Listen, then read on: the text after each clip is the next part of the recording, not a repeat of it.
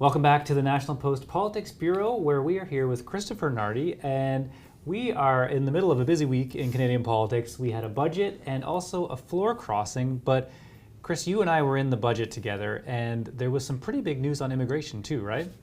Buried in the hundreds of pages of this fiscal budget was an unusual, in fact, as one would note, announcement, which is the immigration level. So, as you know, every year the government publishes a 3-year plan for how many both permanent and now temporary immigrants it wants to let in. It allows the government to forecast exactly how many people it will have to accommodate, and also allows industry to get a sense of how many temporary workers, for the most part, are going to be coming in. And what was interesting about this year's numbers is that the plan for the permanent residence intake is pretty stable. 380,000 is what they expected to have this next year, and that is the Carney government is sticking to that over 3 years, in fact. So that's flat. And that's a number that comes from the Trudeau government massively reducing it. Massively reducing. In fact, at this point, if we were still under the original Trudeau plan of 2 years ago, we would be at 500,000, which was very controversial at the time, as we know. So that's been reduced to 380. That Trudeau did already last year. What is the big change this year is that they are further cutting into temporary residents, and more specifically, and this is what's interesting, they are just slashing in half the number of temporary foreign students that they're letting in. So that's interesting because, as we know, there's been a lot of stories over the last few years about universities, and to be fair, mostly colleges, that have basically been bankrolling and turning their college into a business that would attract temporary students, give them courses of, let's say, varying quality or dubious quality, but make a ton of money off of these students. And so this had become an issue for the government a couple of years ago.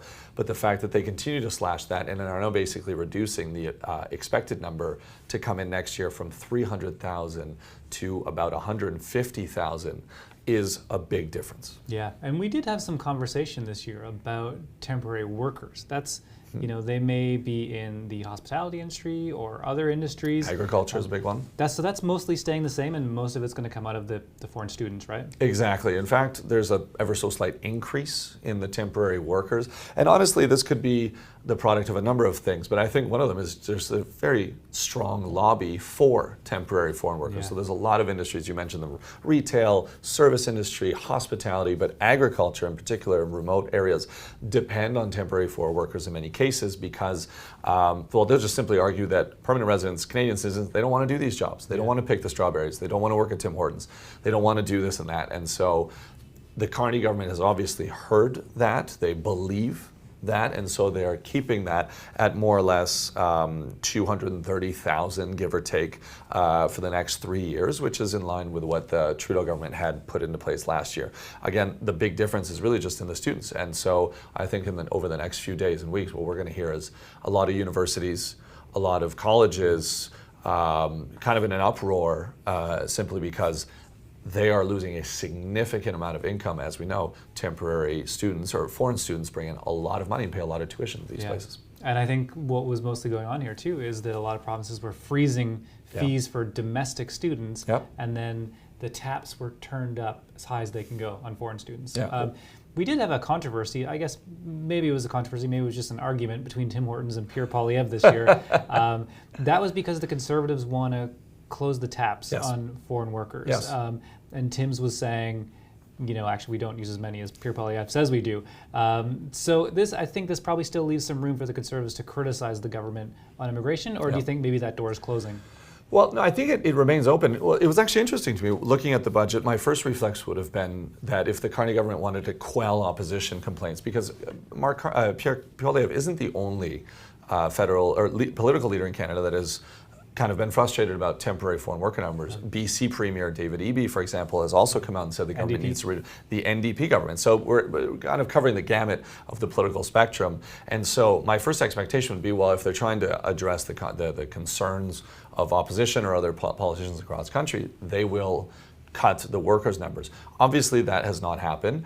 That leaves them obviously open to Pierre Poilievre's criticism. And his criticism is basically, students aren't finding jobs. Students, young Canadians can't find that classic summer job, and because the jobs are being taken by temporary foreign workers.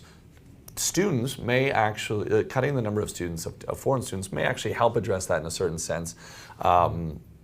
I don't exactly remember the rules about working under a temporary foreign student visa, but if any portion of them are working and you're cutting their numbers in half, you're fundamentally just logically going to have less of them working.